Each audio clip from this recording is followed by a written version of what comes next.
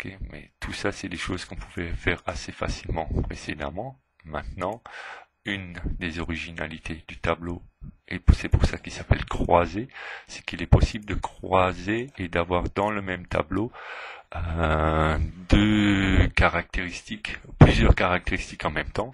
Et si par exemple je voulais voir ici l'influence du sexe sur la taille, eh bien j'ai juste à cliquer dans le tableau, on me dit la liste des champs, elle s'affiche et j'ai juste à emmener, à glisser, déplacer. Donc je clique dessus, je garde mon clic, je reste appuyé sur mon clic et je le pose. Okay. Et donc on me dit ici, voilà, eh bien au niveau des personnes qui ont 110 cm, c'est un garçon. Au niveau des personnes qui ont 135 cm, c'est deux garçons. Et la personne qui a 1m30, le meilleur exemple, c'est la personne qui a 1m60. Il y a un garçon et une fille. Donc on va les regarder, on va les mettre en bleu pour y voir. 1m60 et 1m60.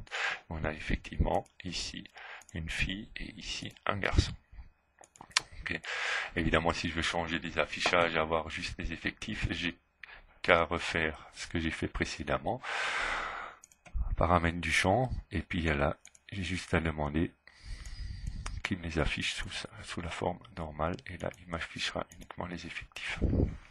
Bon, donc là vous voyez que vous avez la possibilité de croiser différents champs et d'avoir sur un même tableau des informations provenant sur différentes modalités et des comptages de ce qui se trouve à l'intersection à chaque fois. Par exemple, le 110, c'est bien le 110 qu'on retrouve tout en bas et que je vais mettre ici en orange.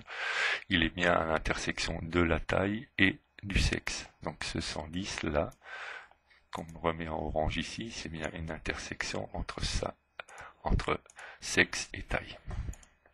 Bon.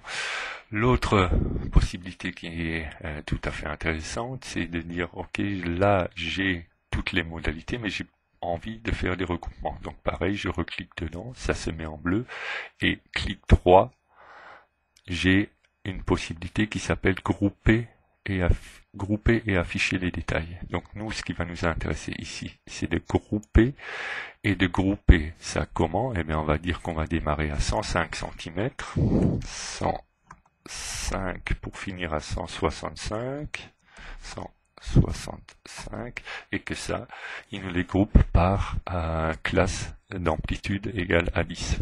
Donc, il va nous faire ça tout bien, tout vite, tout seul. Il y a juste à cliquer. Et donc, il nous dit, voilà, eh bien, sur la plage 155, 165, donc là, pour qu'on s'y retrouve, je vais effacer tout ce que j'avais déjà colorié, aucun remplissage. Donc sur la plage 155, 165, donc on les matérialise en bleu, 155, 165, en bleu et en bleu.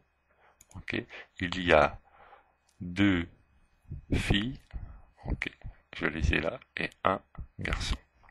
Voilà. Donc là, c'est une petite illustration de ce que vous pouvez faire avec un tableau croisé dynamique. Évidemment, si vous cliquez et sur le clic droit, vous voyez que vous avez toute une série d'options possibles. Dernier petit point que je mentionne avant de m'arrêter, d'arrêter en tout cas cette présentation du tableau croisé dynamique. C'est quelque chose qui vous permettra de comprendre pourquoi on les appelle dynamiques.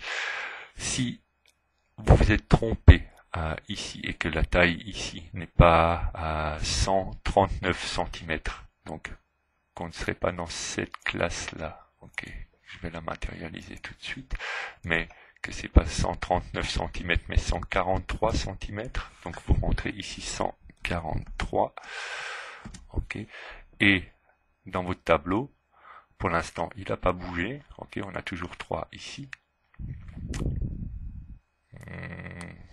Mon exemple n'est pas suffisamment bon, il faut qu'il grandisse encore un petit peu pour dépasser les 145 pour qu'on y voit quelque chose. Donc on va dire qu'il fait 146 cm.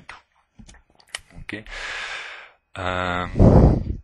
Et donc là, vous vous remettez dans le tableau et clic droit, actualiser les données. Ok.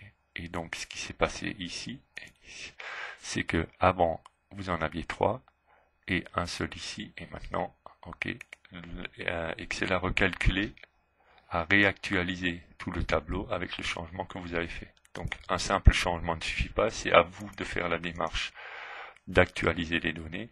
Mais une fois que vous avez votre tableau, vous pouvez faire les différentes modifications que vous voulez dedans. Et une fois que vous actualisez, la totalité du tableau se met à jour. Voilà, c'est tout pour les tableaux croisés dynamiques.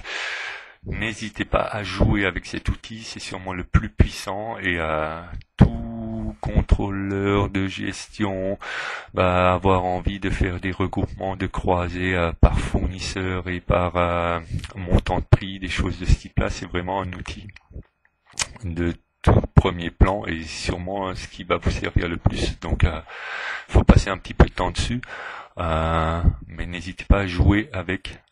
Vous pouvez rien casser, votre ordinateur supporte très bien vos erreurs et je vous souhaite pleinement de profiter de cet outil là. Merci pour votre attention et puis à la vidéo suivante.